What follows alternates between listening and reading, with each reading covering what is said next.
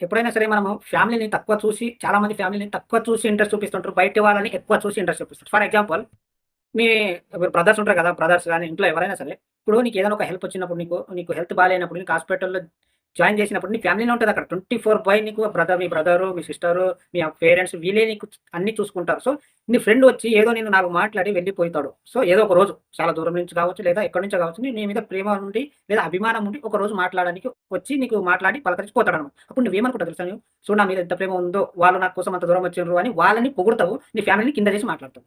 So, నీకీ అర్థం కాని విషయం ఏమిటో తెలుసా? వాళ్ళు వచ్చి జస్ట్ ఒక్కరోజు మాత్రమే ఉంటారు. అలా నేను వాళ్ళని తక్కువ చేసి మాట్లాడట్లేదు. కానీ నీ ఫ్యామిలీని తక్కువ చేసి మాట్లాడకని నేనంటున్నా. వాళ్ళని ఎంతైతే పైకెక్కి మాట్లాడిపిస్తున్నావో నీ ఫ్యామిలీని కూడా అంతే ఎక్కువ చూపించి మాట్లాడు.